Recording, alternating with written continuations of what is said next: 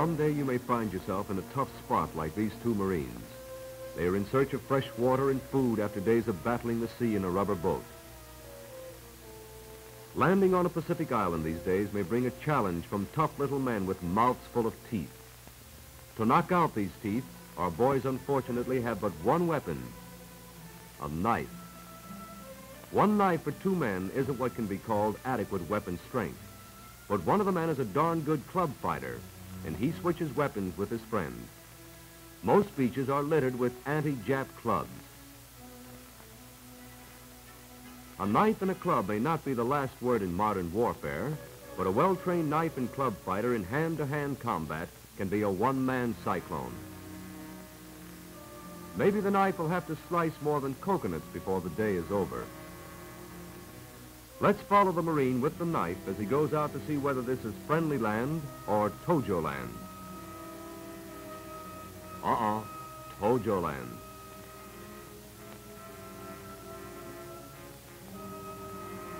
Wait a minute, Mac. You'd better remember all the knife fighting tricks you've ever been taught. Let's start at the beginning. The first thing you learned while training was the correct way to hold a knife, like this, in a firm grip without choking it to death, in a straight line from the tip of the blade to the elbow. This is possible only if you keep the wrist straight. The thumb is held parallel to the handle. Notice that the tip of the thumb is kept behind the guard. This is the wrong way to hold it. If you hold it this way, the Jap's knife can slide down your blade and cut across the back of your hand and thumb. In short, don't hold the knife close to the guard. But if the knife is held correctly, the guard stops the enemy blade before it can reach the back of your hand or thumb.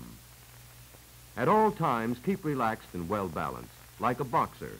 A man with a knife is a boxer, only he's playing for keeps. So slide those feet around, parallel to your opponent. Never cross one over the other. If you don't cross them, they won't cross you. Notice that the tip of your blade is pointed toward your enemy's eyes. As a result, only a small part of your knife is visible, making it difficult for him to follow or anticipate your moves. This is the low thrust. It is executed by keeping your right foot in place and extending your left foot slightly forward. As you crouch down, touch your left hand to the deck for balance and lunge out with your knife hand, extending it full length to the stomach. A low thrust allows you to get under your enemy's blade and deliver an effective blow.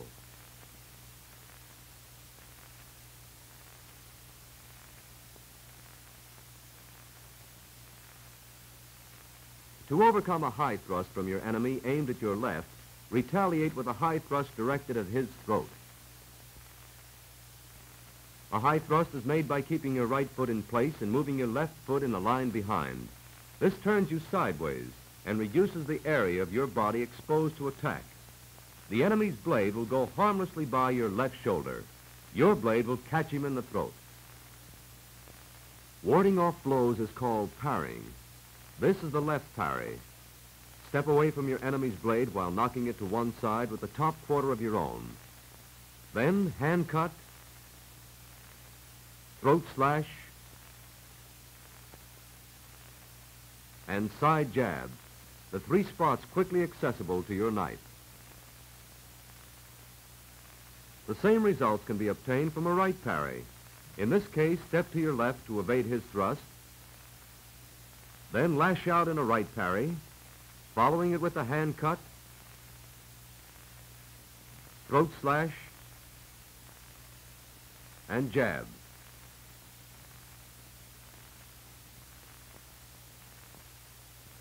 If your first parry doesn't knock your opponent's knife aside, quickly parry again. Then follow through with the hand cut, throat slash, and jab. This is called the double parry. Let's give it a closer look. Parry twice, hand cut, throat slash, jab. The double parry, hand cut, throat slash, and jab can also be made from a right parry.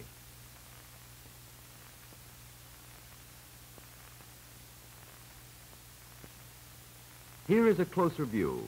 If the first try doesn't knock his blade aside, hit it again, then follow through. Blades that become locked may be disengaged by suddenly releasing the pressure on your knife. This throws your opponent off guard. No matter on which side your opponent has your blade locked, you may disengage it by suddenly releasing pressure.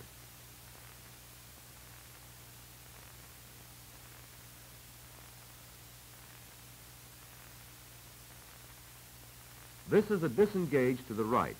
The blades are locked. Release pressure, follow through. A parry left can be followed by a hand grab and thrust.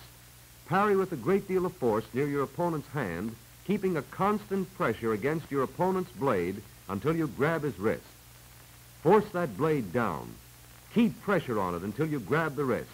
Then jab him in the midsection.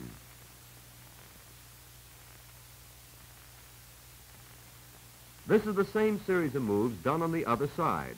No matter which side you are on, the important thing is to keep constant pressure on his blade before grabbing his wrist. Neutralize his blade, grab that wrist and tickle him in the ribs with your knife. Let's review the basic knife movements taught in this course. The low thrust gets you under your opponent's blade.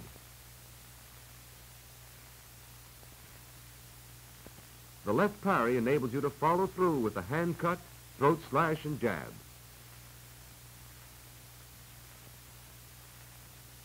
The right parry allows you to go through the same movements on the opposite side.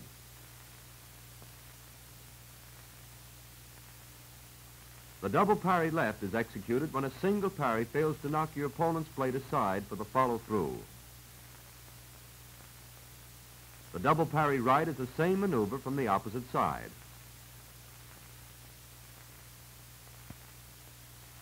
The disengage right is used when your knives are locked.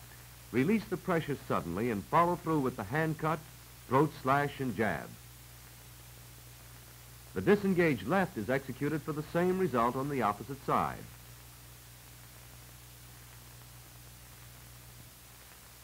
The parry left, hand grab, and thrust is a variation of the ordinary parry. Don't forget to keep your knife against his before grabbing his wrist. This is also to be remembered in the parry right, hand grab, and thrust. You remember all this? Okay, go ahead, wade in. On guard, engage, disengage, engage. Oh.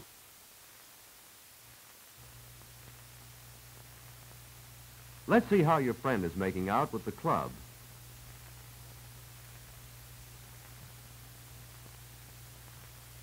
Watch it, pal, you're about to be ambushed.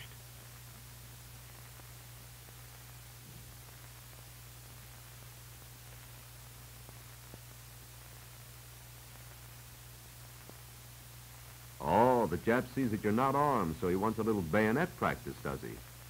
Okay, Mac, show him how a man with a club can polish off a man armed with a bayonet.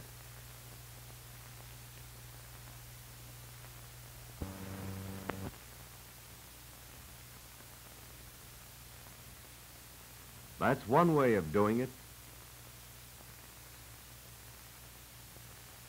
Now let's see the many other effective means of using the club as a combat weapon. In a hand weapon, the first thing to master is the correct ways of holding it. The simplest hold is the long hold. Grip the club as you would grip a tennis racket. The short grip has the index finger pointing along the club, which lays against the forearm. A very deceptive way to hold the club is with both hands. You can snap either end for a decisive and surprise blow.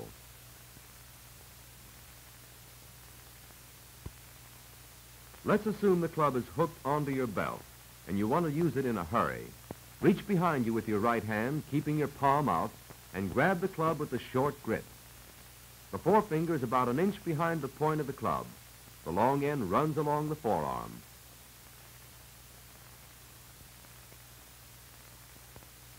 The back reach is used in order to use your other hand as a guard. Now jab him in the stomach.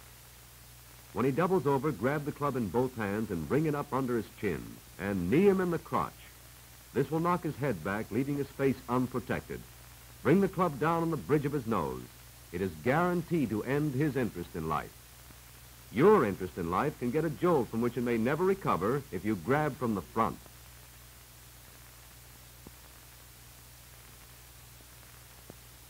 To do the most damage with the club held with the long grip, aim for vulnerable spots such as the knee.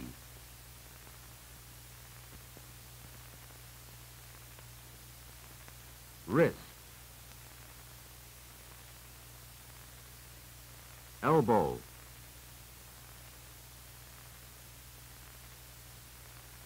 Base of neck.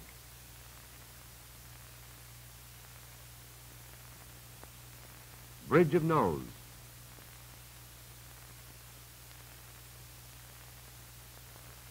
Crotch.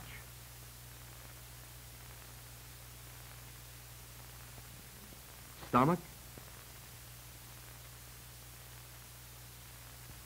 And throat.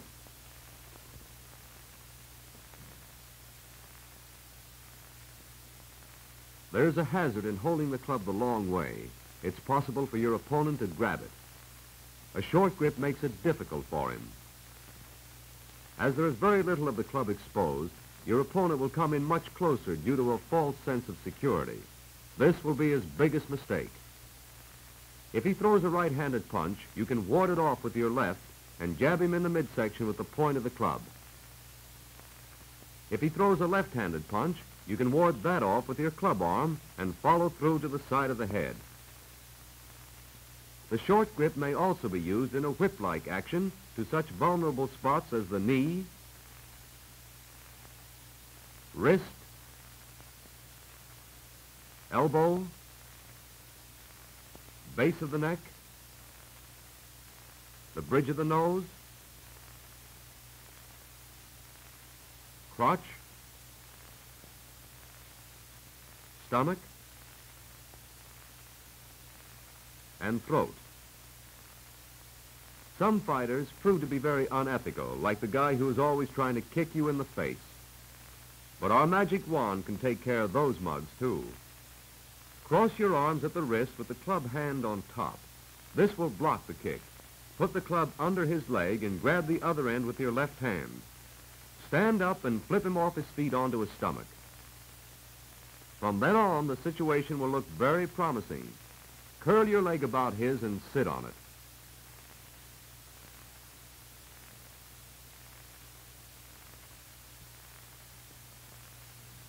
Then hit him on the back of the neck with your left hand and jab him on the side of the head with the club. This is one cure for kicking that even a TS slip can't beat. This hold is called the Japanese choke. Cross your arms with the club hand on top and pass the club in front of his neck as you quickly grab the other end with your left hand. Pull back with a jerk as you firmly plant your knee in the small of his back and throw him to the deck.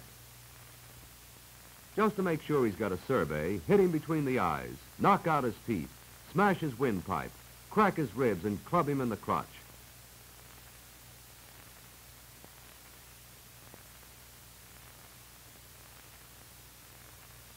Let's look at the choke hold again. Arms crossed at the wrist with the club hand on top. Pass the club around the front of his throat and quickly grab the other end with your left hand. Pull back with a jerk, your knee against the small of his back. If you break his back, don't worry, that's the idea. This next bit of mayhem is called the come-along. It's a choice between a broken arm or follow the leader. Come up behind anyone in need of such treatment with the club under your arm. Grab his wrist with your left hand and wrap it around the club. Bring your right hand up over his left and press down.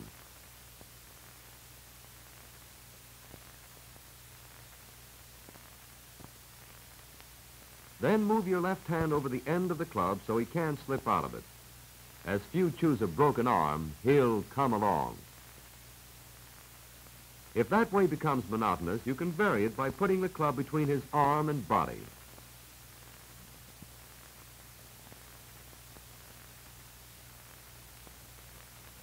Grab his wrist with your left hand and pull up. Your wrist should be resting on top of the club. Lock the hold by putting your right hand over the end. This, too, is a magic formula for making him come along.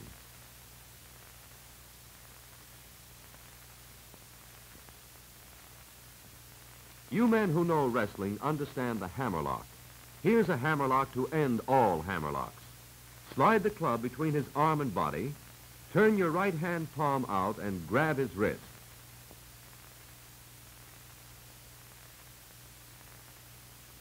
Then pull his arm up behind his back. You're right, it's a one-sided argument. Supposing he pulls a small knife on you? Well, you can take care of that, too. By holding the club in the long grip, you can keep him at a distance. If he tries an overhead slash, remember the old chokehold. Cross your arms with the club hand on top. Grab the other end of the club with your left hand and pull him down to the deck. At the same time, knee him under the chin. Or grab the club in both hands, extending it over your head to parry the blow.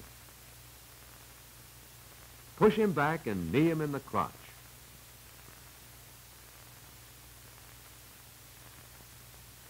If he tries to stab you in the stomach, stop the blow with a short grip club. Grab his wrist and move in with a jab to his throat and a knee to the crotch. If he tries an underhand slash, parry the blow with the club gripped in both hands. Then push him back and knee him in the crotch. A side sweep slash may also be countered by sucking in your stomach to avoid the blow and smashing his wrist with the blow from the short grip club. Grab his wrist and push him back as you jab him in the throat. If all this seems too complicated, you can go back to the long grip. He'll never be able to reach you with his short knife. You at least can break his wrist and move in from there. It is not the intention of the Marine Corps to send you into combat armed only with the club, but a man thoroughly trained for combat should know how to defend himself under any conditions. No one can promise you that you'll never have to defend yourself with a club against a man armed with a bayonet. Can it be done?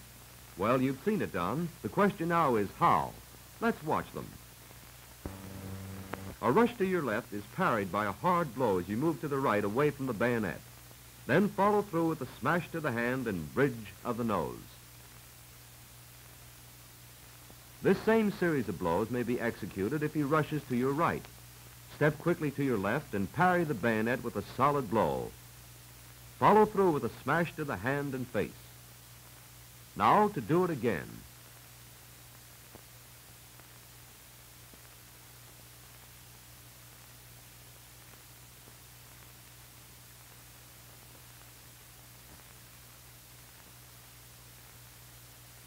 Here's how you attack the bayonet with the club held by the short grip. Parry the bayonet with the club along the forearm. Grab his wrist, jab him in the side, and come down with a smashing blow behind the neck. For your information, let's do it again.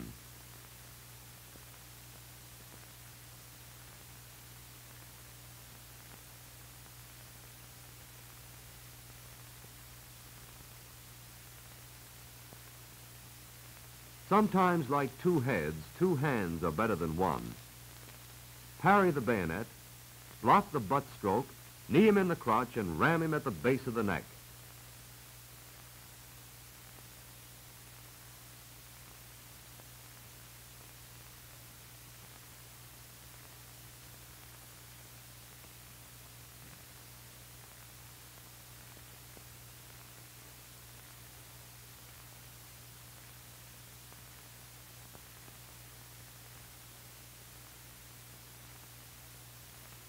Don't forget that a bayonet by itself can also be used as a club with the same grips, the long, the short.